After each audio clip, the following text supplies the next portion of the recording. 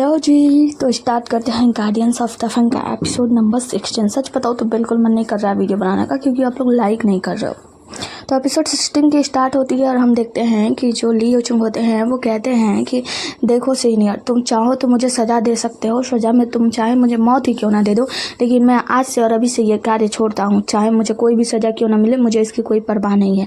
और वहाँ पे अपना जो भी ड्रेस वगैरह होता है वहाँ पे रख देता है और कहता है कि मुझे इस गलती की माफ़ी नहीं चाहिए, मैं इस गलती की माफ़ी नहीं चाहता, क्योंकि तुम लोग बहुत ही ज़्यादा बुरे हो और ये जगह काम करने के लायक ही नहीं है, ईमानदारों के लिए ये जगह है ही नहीं। और वहाँ पे रख के बहुत सारा सुना के चला जाता है। जू और सॉन्ग ये दोनों भी ऊपर की तरफ देखते हैं, यानी वेई युवान की तरफ, लेकिन ये दोनों कुछ नहीं बोलते हैं। वेई युवान भी यहाँ पे कुछ भी नहीं कहता। अगली सीन में हम देखते हैं कि जू जिकिंग यानी जो कियांग का ब्रदर यानी निंगयान का ब्रदर जो होता है वो जाता है निंगयान से जेल में मिलने के लिए। कोई सैनिक जो होता है उससे मिलने के लिए ले जाता है और कहता है कि लेकिन आपको उनसे मिलने से पहले तो उन्हें जगाना होगा, क्योंकि वो जब से आए हैं तब से बस सो ही रहे हैं और अभी तक उठे भी नहीं हैं। मतलब ना उन्होंने कुछ खाया है या कुछ भी, पता नहीं आपसे बात करेंगे या नहीं करेंगे। जू जिकिंग जब वहाँ पे जाता है तो देखता है कि उसका भाई सो रहा है, तो कहता है कि ये कोई बड़ी बात नहीं है, ये जो है ना ये सोते हुए मेडिटेशन कर रहा है, क्योंकि मेरे पिताजी यानी जो जू पिंग जी है ना वो भी ऐसे सोते रहते हैं और मेडिटेट करते हैं अंदर अंदर, मतलब अपनी शक्तियों को बढ़ाने का प्रयास करते हैं। तो वो जो सैनिक होता है वो कहता है कि जैसी आपकी मर्जी, और वहाँ से चला जाता है। जू जिकिंग जो होता है वो कहता है कि निंगयान उठ जाओ, ये सोने का सही समय नहीं है। निंगयान क्या तुम मेरी बात सुन रहे हो? निंगयान तो बस आराम से सो रहा होता है और हम देखते हैं कि वो आंखें बंद किया होता है, लेकिन अंदर ही अंदर उसे बहुत सारी शक्तियाँ महसूस हो रही होती हैं। जू जिकिंग उसे जगाने का प्रयास करता है, लेकिन जब वो नहीं उठता है तो अपना जूता ही खोल के उसे चला के मारता है। लेकिन जैसे वो जूता उसे निंगयान की तरफ फेंकता है, निंगयान बड़े ही स्टाइल में खड़ा होता है और उस जूते को रोक लेता है। यहाँ पे हम देखते हैं कि जो निंगयान है ना उसकी शक्तियाँ जो है वो 7th रैंक तक पहुँच चुकी है, मतलब उसकी शक्ति बहुत ही ज़्यादा बढ़ गई है। निंगयान उस जूते को लेता है, कहता है कितनी बदबू कर रही है ये। जू जिकिंग क्या तुम्हें कुछ और नहीं मिला, यही मिला था फेंकने को? जू जिकिंग कहता है कि हाँ भाई बस हो गया। अच्छा एक बात बताओ, मैं तुमसे ये पूछने के लिए आया हूँ कि यहाँ से छूटने के लिए क्या करना चाहिए? तो निंगयान जो होता है वो कहता है कि ये सब छोड़ो, पहले ये बात बताओ घर वाले सब लोग ठीक तो है ना? निंगयान बताता है, मतलब जो जू जिकिंग होता है वो कहता है कि कैसे ठीक होगा, सब कुछ बताओ। माँ दिन रात बस तुम्हें छुड़ाने के लिए कुछ ना कुछ करने का सोचती रहती हैं, मतलब किस मिनिस्टर के पत्नी से मिले, किससे मिले वगैरह वगैरह, और यही काम पिताजी भी कर रहे हैं। बात रही जू लिंग की, तो वो तो रो रही है, और जू लिंग वो तो बिल्कुल भी कुछ भी खा नहीं रही है। उसने सपेरे से बस एक बार नाश्ता किया है, उसके बाद से तुम्हें तो पता है वो कितनी बड़ी पेटू है, खाती रहती है, लेकिन वो कुछ नहीं खा रही है। बस रोते हुए मेरे पास आई और उसने बोला कि निंगयान को कैसे भी करके ले आओ वापस ब्रदर। मतलब वो सभी घर वाले बहुत ज़्यादा परेशान है। निंगयान कहता है कि क्या मेरी वजह से घर वाले सभी लोग परेशान है ना? और मैंने जो कुछ भी किया उसके लिए पछतावा तो हो रहा होगा। जू जिकिंग कहता है कोई पछतावा नहीं है, हाँ पछतावा इस बात की है कि तुमने उसे जिंदा क्यों छोड़ दिया, उसे जान से मार देना चाहिए था। जू जिकिंग मतलब निंगयान जो होता है वो कहता है कि शाबाश मेरे भाई, तुम मेरे साथ हो, मेरे ये बड़ी बात है। जिसकी वजह से जू जिकिंग कहता है कि अच्छा बताओ अब मुझे क्या करना चाहिए, क्योंकि जो हमारे उसके टीचर लोग हैं उन लोगों से मैंने बात की, लेकिन मुझे लगता है कि शायद वो लोग भी इस मामले में कुछ नहीं कर पाएंगे, क्योंकि ये मामला वेई युवान से जुड़ा हुआ है, मतलब वेई युवान ने ये सब कुछ किया है इसीलिए। तो निंगयान कहता है कि अच्छा एक काम करो, यहाँ जो सैनिक है ना उसे कुछ पैसे वैसे रखे हो? तो वो कहता है हाँ। तो कहता है कुछ पैसे वैसे खिला दो और उससे मेरे कपड़े ले लेना। जब कपड़े लोगे ना तो उसमें एक यंत्र मिलेगा, उस यंत्र को ले लेना जिसमें जेट की मणि लगी हुई है। और हाँ, उस यंत्र को लेने के बाद एक काम करना, एक आश्रम है, उस आश्रम में जाना, वहाँ पे हैंग युवान नाम का व्यक्ति है, उस हैंग युवान नाम के व्यक्ति को वो दे देना, मतलब जो मणि लगी हुई यंत्र है उसे दे देना, और कहना कि जो नंबर 3 है वो गार्डियंस में कार्यरत है और इस वक्त वो जेल में बंधा हुआ है, मतलब जेल में फंसा हुआ है और बहुत जल्दी उसकी मृत्यु होने वाली है। वो कुछ ना कुछ तो मुझे बचाने के लिए ही करेगा। हुआई मतलब जो जू जिकिंग होता है वो कहता है कि भाई मुझे लगा था कि हुआई कुछ ना कुछ तो करेगी, मैं सोचता हूँ कि क्यों ना मैं उससे बात कर लूँ। तो जो निंगयान होता है वो कहता है कि ठीक है, अगर तुम कोशिश करना चाहते हो तो कर लो, लेकिन ये काम मेरा कर देना। तो जू जिकिंग कहता है कि हाँ बिल्कुल, वहाँ से निकल जाता है। जू जिकिंग वहाँ पे कार्य करते हैं, सैनिकों को कुछ पैसे वैसे खिलाता है, जिसके बाद से निंगयान का ड्रेस और सारा सामान उसे हासिल होता है। वो कहता है कि ये लो, निंगयान का सारा सामान इसी में है। जू जिकिंग जो होता है वो सारा सामान देखता है, सारा सामान छानबीन करने के बाद वो यंत्र यानी जनमड़ी लगा हुआ जो यंत्र होता है वो मिल जाता है, और वो सारा मतलब यंत्र वंत्र लेके वहाँ से निकल जाता है। आगे हम देखते हैं कि राजकुमारी हुआई क्योंग से मिलने का परमिशन लेटर लेकर वो सैनिकों को दिखाता है, और वो सैनिक जो होते हैं वो पूछते हैं लेकिन आप राजकुमारी से मिलना क्यों चाहते हैं? जू जिकिंग बताता है कि दरअसल मैं यूनोल एकेडमी से आया हूँ और मुझे बहुत जरूरी काम है। तो वो जो सैनिक होता है, ठीक है आप रुकिए, मैं अभी राजकुमारी से पूछ कर आता हूँ, और वहाँ से चला जाता है। जिसके बाद जू जिकिंग जो होता है वो जू और सॉन्ग से कहता है कि तुम दोनों का बहुत बहुत शुक्रिया, तुम दोनों मेरा सब बहुत साथ दिया। तो वो कहते हैं चिंता मत करो भाई, हम तुम्हारे साथ हैं, निंगयान को बचाने के लिए हम कुछ भी कर जाएंगे। हम देखते हैं कि राजकुमारी हुआई किंग जो होती हैं वो मिलने के लिए बुलाई होती हैं जूजी किंग से और उससे कहती है कि बताओ क्या बात है, क्या तुम्हें यहाँ पर खींच लाई है। तो जो जूजी किंग होता है वो कहता है कि मैं यूनल एकेडमी से हूँ और मैं आपसे अपने चचेरे भाई के बारे में बात करने के लिए आया हूँ जो कि जिसका नाम निंग्यान है। वो कहती है कि निंग्यान? तो वो कहता है कि हाँ, जो कि गार्डियंस में कार्यरत है और जिसे आपने ही अप्लाई करने को कहा था वही मेरा भाई। तो वो कहते हैं कि अच्छा बताओ उसके बारे में क्या था। वो कहता है कि दरअसल बात ये सीन कट होता है और हम देखते हैं कि जो हुआई किंग होती है वो कहती है कि अच्छा तो बात ये थी कि जो आपका भाई है यानी निंग्यान है उसने जू चैंग जो नाम के व्यक्ति को जान से मारने की पूरी तरीके से कोशिश की है जो कि सिल्वर गोंग से है और वो खुद कॉपर गोंग का है। तो ये गलत तो है ही ना। तो जो जूजी किंग कहता है वो कहता है कि मैंने आपको सारी बातें बता दी, आपको अच्छे से पता चल रहा है कि निंग्यान की इसमें कोई भी गलती नहीं है और ये सब कुछ उकसाया है सिर्फ और सिर्फ जू चैंग ने, क्योंकि उसने ही गलत किया था और उसने तो बस बचाने की कोशिश की थी। मैं आपसे मतलब ये रिहाई की भीख मांगने आया हूँ। वो कहती है कि अच्छा बताओ सजा क्या दी गई है। तो जो निंग्यान होता है मतलब जो जूजी किंग होता है वो बताता है कि जू चैंग को हमेशा के लिए नौकरी से निकाल दिया गया है और साथ ही मेरे भाई निंग्यान को 7 दिनों के बाद काट देने का ऑर्डर दिया गया है और ये ऑर्डर जो है वो वही युवान ने दिया है और मैं चाहता हूँ कि आप इसमें मेरी मदद करें। जिसके बाद से वो बताता है कि मैं यूनल एकेडमी से कुछ मेरे जो टीचर है 2 लोग उन लोगों का कुछ लेटर वेटर लिख कर लाया हूँ और उन लोगों ने भी इसी बात की अपील की है। तो जो हुआई किंग होती है वो कहती है कि ठीक है लेटर दे दो और ये सब मामले में मैं कुछ नहीं कर सकती। ये सब मामले में अगर कोई कुछ कर सकता है तो वो सिर्फ और सिर्फ बादशाह हैं यानी मेरे पिताजी। तो मैं कुछ ना कुछ करने की कोशिश जरूर करूंगी। जिसके बाद से जो जूजी किंग होता है वहाँ से निकल जाता है। अगले सीन में हम देखते हैं कि जूजी किंग जो होता है वहाँ से निकलता तो है लेकिन वो मन ही मन ये सोच रहा होता है कि ऐसा लगता है कि राजकुमारी हुआई किंग जो है वो शायद मेरी मदद नहीं कर सकती। हालांकि उन्होंने पहले ही कहा है कि वो कुछ ना कुछ करने की कोशिश जरूर करेंगी लेकिन उनकी बातों से लग रहा था कि वो मदद नहीं कर पाएंगी। तो मुझे कुछ और करना चाहिए लेकिन मैं करूँगा क्या, और ये सारी चीज़ें सोचकर बहुत ज़्यादा उदास हो रहा होता है। सीन कट होता है और आगे हम देखते हैं राजकुमारी को उनका सैनिक आकर बताता है कि जी हाँ, जैसा कि जूजी किंग ने कहा वो बिल्कुल सच्चाई है। मतलब वो उसने पूरा सच बताया है। मतलब जो निंग्यान है उसकी कोई भी गलती नहीं थी और ये सब वो जू चैंग का ही किया धरा था। वो ही बहुत ज़्यादा बुरा व्यक्ति बन रहा था इसलिए निंग्यान ने ऐसा किया। तो राजकुमारी कहती हैं अच्छा ऐसा है। आगे हम देखते हैं कि सांडू नाम का वो जो मंदिर है ना, उस मंदिर में एक अजीब सा चीज जो जलता हुआ रहता है, कागज सा, वो अभिमंत्रित यंत्र, वो उसके अंदर जाता है और ये पानी के अंदर से कोई छोटा सा पेट जो होता है वो देख रहा होता है। यहाँ पे हम राजा जी को देखते हैं। मतलब जो सम्राट तो होते हैं ना वो मेडिटेशन कर रहे होते हैं और वो बहुत ही ज़्यादा गहरी मेडिटेशन में डूबे होते हैं। तभी उसे ना अचानक से कोई बुरी शक्ति महसूस होती है। ये यूँ कि हमको झटका लगता है और उनकी आंखें खुल जाती है। जैसे उनकी आंखें खुल जाती है उनके पीछे यून चाहता है और कहता है कि महाराज आप उड़ गए। तो वो कहता है कि हाँ, और फिर वो अपने बालों को देखता है, मतलब सुगड़ा रहा होता है तो उसका बाल सफ़ेद होता है। तो तुरंत वो अपने बालों में डाई लगा लेता है और वो फिर एक तस्वीर को देखता है जिस तस्वीर में लड़की का जो है चेहरा छुपा हुआ है। उस तस्वीर को देखने के बाद कहता है कि क्या सब कुछ ठीक है। यूंच कहता है कि हाँ महाराज, काफी समय से आप उठे नहीं है। तो उसी समय कुछ भगदड़ मचने लगती है। तो राजा जो होता है ना वो उस तरफ देखता है और फिर वहां से बाहर निकलता है, देखता है बड़ा सा ब्लास्ट होता है उसी सांडो मंदिर में और वहां से जो तलवार होता है ना वो उठ के भागने लगता है। अब यहाँ पे हम देखते हैं कि एक हाथ जो शैतानी हाथ होता है और दूसरी तरफ यूंच को देखते हैं वो बहुत ज्यादा परेशान हो रहा होता है। राजा ऊंचाई पे खड़े होकर ये सब चीज मतलब सीन जो होता है वो देख रहे होते हैं। पानी के अंदर वो शैतान का हाथ जो होता है वो बंधा होता है और तलवार आके उसके सिकड़ों को खोल देता है, जिसके वजह से वो शैतान जो होता है वो जाकर वो उस तलवार को छूने का प्रयास करता है और फिर वहां से वो गायब हो जाता है। हाथ जो कुछ भी हो, हाथ जो होता है बाहर निकलता है। वहाँ पे ढेर सारे सैनिक जो होते हैं वो मतलब उसको सांडो मंदिर का जो हथियार वथियार होता है वो बाहर निकल रहा होता है। तो उस सारे सैनिकों को वो मार देता है। मारने के बाद वहां से चला जाता है हाथ। अब राजा जो होता है उस जगह पे पहुंचता है और कहता है कि ये सब कुछ कैसे हो गया। तो वो लोग बताते हैं कि यहाँ पे सब कुछ बर्बाद हो चुका है, ब्लास्ट हुआ और सब कुछ खत्म हो गया। वहाँ पे बेईमान भी होता है, वो कहता है कि वो तलवार कहाँ है। तो ये लोग मतलब बताते हैं कि दरअसल तलवार जो है वो पानी के अंदर चला गया और अब तक हमें वो तलवार मिला नहीं है। राजा जो होता है अपने शक्तियों का इस्तेमाल करता है, तलवार बाहर आ जाता है। राजा उस तलवार को ले लेता है और वो जाकर देखता है सैनिकों की मृत्यु कैसे हुई। मतलब सैनिकों के सिर्फ ढांचे बचे हुए हैं, मतलब सिर्फ हड्डियां बचे हुए हैं, उनका मांस वांस कुछ है नहीं। और यहाँ पे हम देखते हैं कि नागोंग और जो यांग होते हैं वो दोनों भी होते हैं और बेईमान बस इन दोनों को देखे जा रहे होते हैं। राजा जो होता है वो कहता है कि बेईमान अब मुझे तुमसे बात करनी है और बेईमान राजा के पीछे चले जाते हैं। दूसरी सीन में हम देखते हैं कि वो जो शैतानी हाथ होता है व्यक्ति के पास जाता है। व्यक्ति जो होता है उस पर जादू वादू करता है और उसे दूसरी तरफ छोड़ देता है और यहाँ पे दूसरा व्यक्ति जो होता है उसके साथ वो शैतानी हाथ जो होता है वो जुड़ जाता है। शैतानी हाथ जुड़ते हुए वो जो व्यक्ति होता है ना वो बहुत ही ज्यादा खुश होने लगता है। वो उस हाथ को कंट्रोल भी कर पा रहा होता है। आगे का सीन में हम देखते हैं कि राजकुमारी हुआई किंग जो होती हैं वो जाती हैं राजा से मिलने के लिए, लेकिन यहाँ पे सैनिक उसे रोक देते हैं। कहते हैं कि किसी को भी अंदर जाने से मनाही है और यहाँ पे प्रिंस भी आते हैं, मतलब क्राउन प्रिंस आते हैं। सैनिक उससे वहीं मना कर देते हैं। बेईमान बाहर निकलते तो ये लोग कहते हैं बेईमान जी पिताजी ठीक तो है ना। तो बेईमान उनके पास जाते हैं और कहते हैं कि हाँ आपके पिता फिलहाल तो ठीक है लेकिन उनको बहुत मतलब गहरा सदमा लगा है। तो ये लोग कहते हैं कि आखिर बात क्या है। मतलब सांबो में जो अटैक हुआ था उस वक्त जब हम लोग पूजा वूजा कर रहे थे उस वक्त का। तो वो कहते हैं कि हाँ देखिए उस मामले की मैंने जांच की, मैं जांच कर रहा था और आपके पिता ने कहा कि मैं जल्दी जल्दी उस मामले की जांच करके पता लगाऊं, लेकिन कल्पेट का पता नहीं चला। और मैंने आपके पिताजी से कहा था कि कल्पेट का पता लगाना इतना ज़्यादा आसान नहीं होने वाला है, बहुत ज़्यादा मुश्किल होने वाला है और अब जाके कि ऐसा हो गया, मतलब इतना बड़ा हमला हुआ कि सब कुछ, मतलब वो जो मंदिर है सांबो नाम का, वो पूरा बर्बाद हो चुका है। तो ये जो लड़की होती है, मतलब प्रिंसेस होती हैं वाइकिंग, वो कहती है कि तो हमें क्या करना चाहिए। बेईमान कहता है कि अभी तो मतलब हम लोग करने की पूरी कोशिश कर रहे हैं, मतलब पता लगाने का कल्प्रिट के बारे में, लेकिन हाँ अभी आप चल के अपने पिताजी से मिल लीजिए। और ये लोग अपने पिता से मिलने जाते हैं।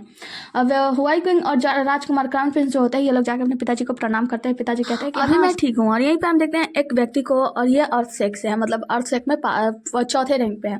और यहाँ पे जो उसके पिताजी होते हैं उस व्यक्ति से कहते हैं कि देखो मुझे जल्द से जल्द कल्प्रिट का पता चाहिए और जल्दी से जल्दी जो मामला है उसकी जांच करके पूरी तरीके से बताओ। और ये जो व्यक्ति होता है इसका नाम होता है चू, आगे भी नाम होता है लेकिन हाँ मैंने सिर्फ चू ही रखा है। तो ये जो चू होता है वो कहता है कि महाराज आप चिंता मत कीजिए, मैं अपने किराए का मतलब जो भी कर्ज है वो जरूर चुकाऊंगा और इस कल्प्रिट का पता जरूर लगाऊंगा, कह के वहां से गायब हो जाता है। अब ये दोनों लोग जाते हैं अपने पिताजी को प्रणाम करके हालचाल पूछते हैं। पिताजी कहते हैं कि हाँ अभी तो मैं ठीक हूँ फिलहाल, लेकिन इस मामले की जांच करने में अभी तक कुछ भी पता नहीं चला है, मतलब इस मामले को लेकर मैं थोड़ा सा गंभीर हूँ। और क्या कोई ऐसा व्यक्ति है जो इस मामले की जांच कर सकता है। बेईमान तो लगे पड़े हैं लेकिन इनसे कुछ हो ही नहीं पा रहा है। यहाँ पे हुआई किंग जो होती है वो कहती है कि पिताजी मैं आपसे कुछ कहना चाहती हूँ। दरअसल मुझे लगता है कि एक व्यक्ति है जो कि इस मामले का, इस केस का अच्छे से मतलब जांच वाच कर सकता है और बहुत जल्दी सॉल्व भी कर सकता है। पिताजी कहता है कि हाँ बताओ। वो कहती है कि गार्डियंस में जो कि अभी नाम लेती उससे पहले वहां पे आ जाती है प्रिंसेस लियान जो होती है अपने पिताजी के पास आती है और कहती है कि पिताजी आप ठीक तो है ना। पिताजी कहते हैं कि हाँ मैं ठीक हूँ बेटा, और तुम ठीक तो हो ना। वो कहती है कि हाँ मैं ठीक हूँ, और आपको पता है मतलब क्राउन प्रिंस ने, मेरे भाई ने, मेरे बहन ने बिल्कुल नहीं बताया कि आपको चोट लगी है। मुझे तो नौकरों से पता लगा कि आपके ऊपर बिजली गिरी थी या कुछ भी मंदिर में हादसा हो गया था, तब मैं भागी भागी यहाँ पे आई। मैं तो आपके लिए आपसे बहुत ज्यादा प्यार करती हूँ, मैं नहीं चाहती कभी आपको खोना वगैरह करा। बहुत ज्यादा मीठी मीठी बातें कर रही होती है। तो वो कहते हैं कि हाँ मैं बिल्कुल ठीक हूँ, वैसे तो मेरी प्यारी बच्ची हो ना, तुम्हें मुश्किल में डालना सही नहीं लगा, इसीलिए इन लोगों ने ही नहीं बताया होगा, इसीलिए मैंने कोई खबर नहीं भिजवाई। जिसके बाद से जो लियांग होती है वो कहती है कि पिताजी उस वक्त सांबो में जो हमला हुआ था, मतलब वहाँ पे जो भी घटनाएं घटी थी, कि आपने इस मामले की जांच करवाई। पिताजी कहते हैं कि नहीं अभी तक कुछ भी पता नहीं चला है। तो वो कहती है कि पिताजी मुझे लगता है ना कि कोई है, मतलब इस मामले की जांच करने के लिए। बेईमान सब कुछ ठीक कर देंगे ना। तो वो कहता है उसका पिता कि हाँ बिल्कुल तुम चिंता मत करो, बेईमान जो है ना मेरे साथ सब कुछ ठीक कर देगा। और ये लोग बहुत प्यार से बातें करने लगते हैं। तो लियान जो होती है वो कहती है कि पिताजी मुझे लगता है ना कि जो मेरा भाई है क्राउन प्रिंस, वो जल्दी इस मामले की जांच करके पूरी तरीके से मतलब जो भी केस वैसे है वो सॉल्व कर देगा। तो उसके पिताजी कहते हैं कि हाँ अगर तुम ऐसा कहती हो तो मेरी प्यारी बेटी हो, तो मैं तुम्हारी बात मानने के लिए तैयार हूँ, और मैं ये जो केस है वो हैंड ओवर करता हूँ क्राउन प्रिंस को। क्राउन प्रिंस जल्दी से जल्दी इस मामले की जांच करे और रियल कल्प्रिट का पता लगाकर मुझे क्राउन प्रिंस अपने पिताजी का धन्यवाद कहता है कि जी जैसी आपकी आज्ञा पिताजी। और यहाँ पे उसकी बहन लियान जो होती है वो बहुत खुश होती है पिता के साथ। जिसके बाद से हम देखते हैं कि प्रिंसेस वाइकिंग वहां से जाती है तो अपने नौकर से बात करती है और कहती है कि मुझे लगता है कि प्रिंसेस लियांग जो है ना ये जानबूझकर कर रही है, मतलब जानबूझकर उसने वो केस जो है वो क्राउन प्रिंस के हाथ में दे दिया, हैंड ओवर करवा दिया।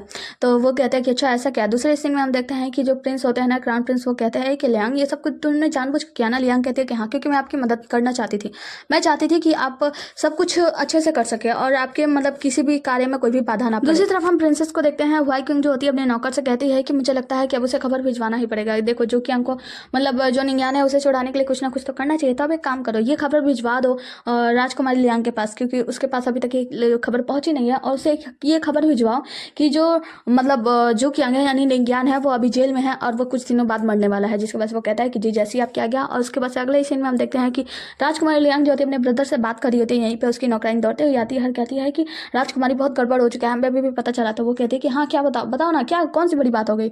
तो वो जो नौकरानी होती है वो कहती है कि दरअसल बात यह है कि निंग्यान को जेल में डाल दिया गया है और उसे 7 दिनों के बाद काट देने का आदेश है, और 7 दिनों के बाद वो मर जाएगा, मतलब अभी सिर्फ 5 दिन बचे हैं। वो कहती है कि क्या जो कियांग के साथ। तो वो कहती है कि हाँ उसे मौत की सजा दी गई है। जिसकी वजह से बहुत ज्यादा गुस्सा हो जाता है, मतलब नाराज रोने लगती है और कहती है कि मुझे उसे छुड़ाने के लिए जाना होगा, और वहां से भागने लगती है।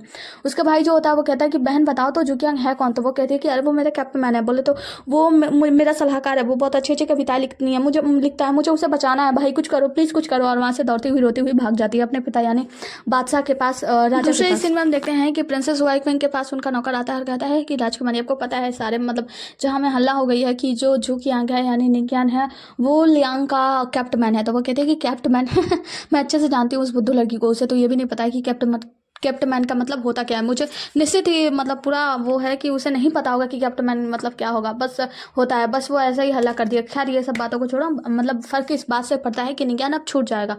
जिसके बाद से हम देखते हैं कि जो राजकुमारी होती है वो बहुत ज्यादा रो रही होती है सम्राट के सामने, और सम्राट बस लेटे होते हैं और गुस्सा कर रहे होते हैं। जो उसकी माँ होती है वो कहती है कि तुमने ऐसी गलती कैसे कर दी, तुम कैसे उसे अपना कैप्टन मैन बना सकती हो। राजकुमारी लियांग जो होती है वो कहती है कि पिताजी मैं सच कह रही हूँ, मुझे नहीं पता कैप्टन मैन का मतलब क्या होता है, मुझे तो बस ये बताया गया था, मेरे नौकरों ने बताया कि केप्ट मैन का मतलब होता है वो साथी जो कि आपके लिए कविता लिखे, आपका सलाहकार हो। मैंने तो बस उसे अपना सलाहकार बनाया था और आपको पता नहीं वो बहुत अच्छा है, बहुत अच्छी सलाह देता है और वो केस भी बहुत अच्छी सॉल्व करता है। तो पिताजी उठ जाते हैं, कहते हैं कि क्या केस सॉल्व करता है? वो कहती है कि हाँ।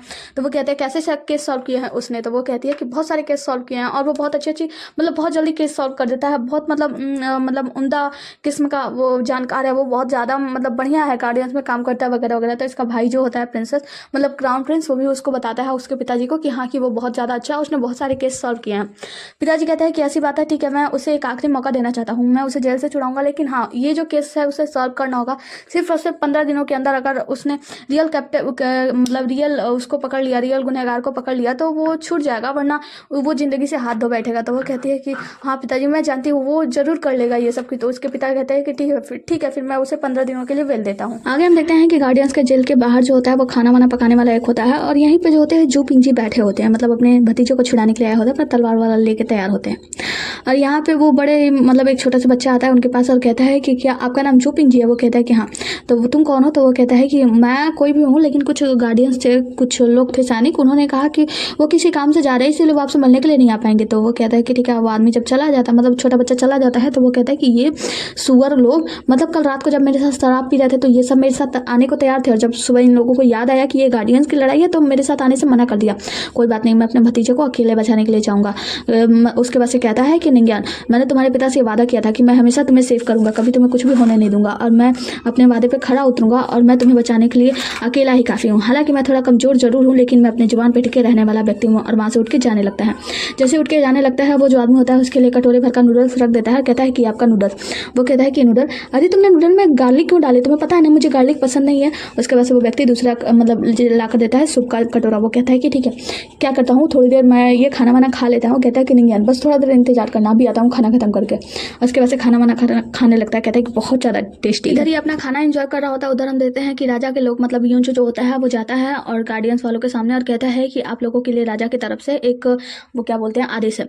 ये लोग कहते हैं कि जी हाँ आदेश सुनाइए। तो वो जो होता है वो व्यक्ति वो आदेश सुनाता है कि निंज्ञान को जेल से आज़ाद किया जाता है 15 दिनों के लिए, और राजा का जो केस है और सांबो वाला उस केस को उसे सॉल्व करने को दिया जाता है 15 दिनों के अंदर। अगर उसने केस को सॉल्व कर दिया तो उसे हमेशा के लिए रिलीज कर दिया जाएगा, बोलेगा तो छोड़ा जाएगा, और अगर उसने इस केस को सॉल्व नहीं किया तो उसे पनिशमेंट दी जाएगी।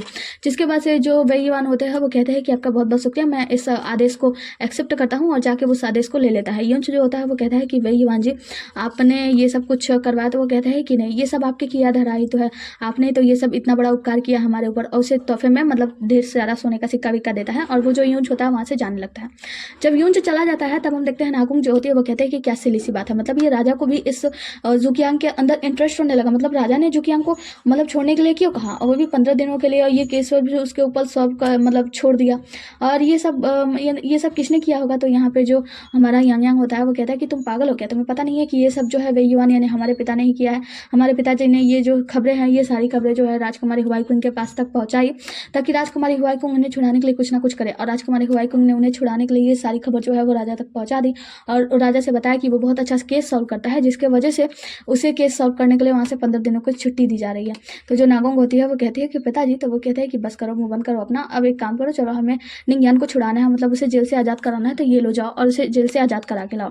तो जो यांग यांग होता है बहुत खुशी से वहाँ से जाने लगता है। तो वो कहता है कि रुको, एक और काम है। तो वो कहता है कि हाँ बताओ। तो वो कहता है कि ली यूचुंग को जाकर बता दो कि राजा ने मतलब निंज्ञान को छुट्टी दे दी है 15 दिनों के लिए, मतलब उसे छोड़ दिया गया है, और हाँ याद रखना। तो वो कहता है कि हाँ बताइए। तो वो कहता है कि याद रखना कि ली यूचुंग जो है जब यहाँ से आया तो उसकी ग्रैंड ओपनिंग हो, मतलब बोला जाए तो वो बहुत ही भव्य तरीके से अंदर आना चाहिए, मतलब उसे मतलब स्वागत उसका बहुत भव्य होना चाहिए, क्योंकि वो बहुत ज़्यादा अच्छा काम किया है, मतलब बहुत ज़्यादा अपना शक्ति वक्ति दिखाया है वगैरह वगैरह।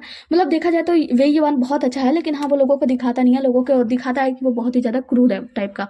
तो जो यांग यांग होता है वो कहता है कि जी जैसे आप किया गया, और वहाँ से चला जाता है। जिसके बाद से हम देखते हैं जुपिंग जी को। जुपिंग जी जो होता है अपना खाना वाना खत्म कर देता है, फिर वही डायलॉग मारता है कि बेटा निंज्ञान, मैंने तुम्हारे पिताजी से वादा किया था कि मैं हमेशा तुम्हारी रक्षा करूंगा, और हाँ भले मेरे पास शक्ति क्यों ना हो, लेकिन तुम्हें बचाने के लिए मैं अपनी जान भी दे सकता हूँ, और हाँ भले मेरे पास शक्ति कम हो तो क्या हुआ, मैं तुम्हें बचाने के लिए कुछ भी कर सकता हूँ, और मैं तुम्हें बचाने में अकेला ही सक्षम हूँ। और वहाँ से अपना तलवार वाला लेकर बड़े ही स्टाइल से जाने लगता है। जैसे वो अंदर जा रहा होता है गार्डियंस मतलब हाओ की टावर के अंदर, तभी हम देखते हैं अंदर से जो यूंच और वो लोग होते हैं जो पर्ची वर्ची लेकर गए होते हैं, राजा का आदेश लेकर गए होते हैं, वो लोग बाहर आते हैं। वो देखते ही डर जाता है, और डर के फिर पीछे मुड़ जाता है, और दुकान वाले से जाकर पूछता है कि भाई ये बता ना आउट हाउस किधर है? तो वो कहता है कि उस साइड में, और वो दूसरी तरफ निकल जाता है। मतलब देखा जाए तो वो उन सैनिकों से डर के पीछे हट जाता है। आगे हम देखते हैं कि जो निंज्ञान होता है ना वो जेल में आराम से लेटा होता है। तभी इसके दोनों साथी यानी जू और सॉन्ग जो होते हैं वो आते हैं और कहते हैं कि नहीं ज्ञान, तुम यहाँ से आज़ाद हो चुके हो। और दरवाजा खोलकर जाकर इसके ऊपर ही चढ़ जाते हैं। कहते हैं कि बहुत अच्छा हुआ, अब तुम मरने वाले नहीं हो। वो कहते हैं कि अरे मेरे ऊपर से हटो वरना मैं ऐसे ही दब के मर जाऊंगा। वो लोग कहते हैं कि भाई हम बहुत खुश है, तुम्हें पता है अब तुम यहाँ से आज़ाद हो जाओगे। दूसरे सीन में हम देखते हैं कि यहाँ पे उसके चाचा जी यानी जू पिंग जी जो होते हैं वो भी तैयारी कर लेते हैं, तलवार को अपने हाथ में बांध लेते हैं और कहते हैं कि काफ़ी समय हो चुका है बेटा, लेकिन तुम्हें छुड़ाने के लिए मैं कुछ भी जरूर करूँगा। और उसके अंदर में अटैक करने के लिए जाते हैं। जैसे ही अंदर अटैक करने के लिए जाते हैं और कहते हैं कि हावो की टावर में आ रहा हूँ और अंदर एंट्री लेते। इससे पहले ही हम देखते हैं कि यहाँ पे वो जो जियांग थे ना 4th रैंक वाले, वो वहाँ पे पहुँच जाते हैं, गोल्ड गोंग वाले 3 लोग। तो ये कहता है कि आप लोग, तो वो कहते हैं कि हाँ तुम कौन हो और हावो की टावर में घुसने का प्रयास क्यों कर रहे हो। वो कहता है कि माफ़ कीजिएगा, मैं तो यहाँ से बस गुजर रहा था। वो कहता है अच्छा बस गुजर रहे थे, तो तुम्हारे हाथ में ये तलवार कैसे है। तो वो अपना तलवार छुड़ाने की कोशिश कर रहा था, लेकिन मुझसे क्योंकि वो कपड़े में बांधा हुआ है वो खुलता नहीं है। वो कहता है कि माफ़ कीजिएगा महानुभाव, ये तलवार मुझसे मेरे हाथों से खुल नहीं रहा है, काम करेंगे आप, मेरी मदद करेंगे। तो वो जो जियांग होता है उसे उठाकर वहीं पर पटक देता है यानी जू पिंग जी को। अंदर हम देखते हैं ये लोग जो होते हैं सारे वेदांत निंज्ञान को सुनाते हैं और कहते हैं कि तुम्हें 15 दिनों की छूट दी गई है। 15 दिनों में अगर तुमने वो केस सॉल्व कर लिया, सांबो मंदिर का जो अटैक हुआ है उसके बारे में अगर तुमने सारा केस सॉल्व कर लिया तो तुम बच जाओगे, अगर नहीं सॉल्व किया तो तुम्हें पनिशमेंट दी जाएगी। वो कहता है कि लेकिन ये सब कुछ क्या किसने है।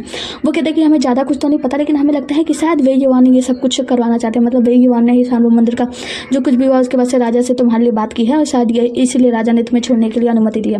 वो कहता है कि ठीक है, बहुत खुशी की बात है, चलो हम लोग चलते हैं। और ये 3 लोग वहाँ से जाने लगते हैं। जब ये लोग वहाँ से जा रहे थे तो जेल की तरफ देखकर थूक के जाता है कि मैं दोबारा नहीं आऊँगा यहाँ पे, और वहाँ से जाने लगता है। लेकिन जैसे ये बाहर जाता है हम देखते हैं कि मिस्टर जियांग जो होते हैं उस व्यक्ति को यानी जू पिंग जी को पकड़ के लाते हैं और वहीं पर नीचे निढाल कर देते हैं, ढकेल देते हैं, गिरा देते हैं। अब जो निंज्ञान होता है वो कहता है कि जियांग मैं मतलब मिस्टर जियांग मैं आपको बहुत बहुत मतलब शुक्रगुजार हूँ। मैंने सुना कि जब जू चेंग यू को मैंने मारने की कोशिश की थी उस वक्त आपने मतलब वे युवान से मेरी सराहना की थी कि वो मुझे छोड़ दे इसके लिए, और मैं आपका बहुत शुक्रगुजार हूँ, उसे धन्यवाद कहता है। जियांग जो होता है वो कहता है कि तुम्हें पता है तुम्हारे लिए मैं यांग से लड़ाई में भिड़ गया, मैं चाहता था कि तुम मेरे अंडर में काम करो, लेकिन अब मैं इस बात से खुश हूँ कि तुम बच गए। तुम किसी की अंडर में काम करो लेकिन तुम हमेशा सेफ रहो, बस यही मेरे लिए बड़ी बात है। और हम गोल्ड गोंग वाले हमेशा तुम्हारे साथ हैं निंज्ञान, तुम्हें चिंता करने की किसी बात की कोई भी आवश्यकता नहीं है। निंज्ञान कहता है आपका बहुत बहुत शुक्रिया। और ये कौन सा व्यक्ति है, इसे कहाँ से पकड़ के लाए हो आप लोग। तो जो जियांग होता है वो बताता है कि दरअसल ये जो है ना ये मुझे लगता है चोर है, हावो की टावर में घुसने का प्रयास कर रहा था और मैंने इसे उठा के एक बार पटका तभी ये बेहोश हो गया। निंज्ञान कहता है अच्छा ऐसा क्या, अगर ये चोर है और यहाँ पे आसपास घूम रहा था इसका मतलब हो सकता है कि इसके पीछे किसी और का हाथ हो।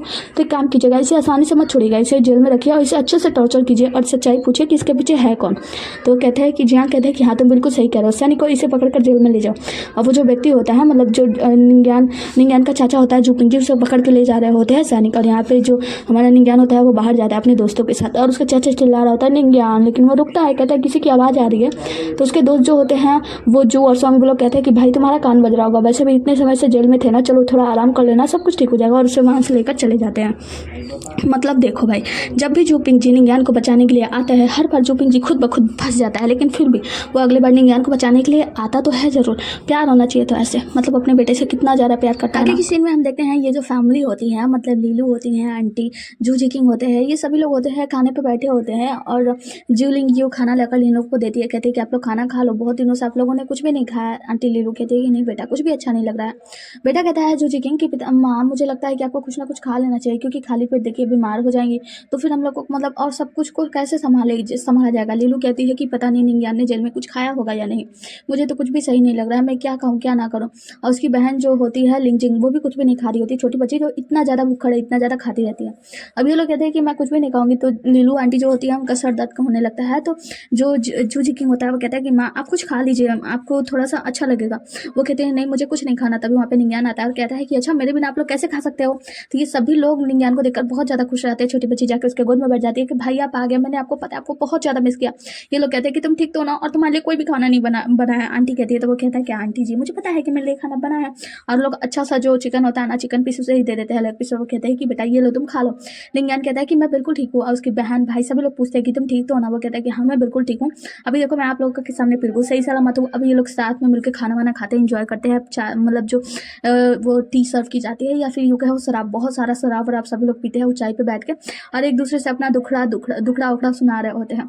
जो जू जिकिंग होता है ना वो इतना ज़्यादा पी लेता है, एकदम नशे में होता है। निंज्ञान उसे उठाकर ले जाता है उसके कमरे में सुलाते हुए। तो जू जिकिंग कहता है कि मुझे तुमसे बहुत सारी बातें करनी है, तुम्हें पता है तुम्हें छुड़ाने के लिए मैंने क्या कुछ नहीं किया, लेकिन कुछ भी काम नहीं है, मुझे आस लगा कि मैं किसी भी काम का नहीं हूँ। वो बहुत ज़्यादा मतलब बुरा फील कर रहा होता है। जैसे ही वो सो जाता है तो निंज्ञान देखता है कि उसने पर्चे में लिखा है कि प्लान है, मैं राजकुमारी से बात करूंगा उसे छुड़ाने के लिए, प्लान बी मैं राजा के सामने जाऊंगा, नतमस्तक हो जाऊंगा, मैं अपना सर कटा लूंगा, लेकिन अपने भाई को बचाने के लिए ये करूंगा।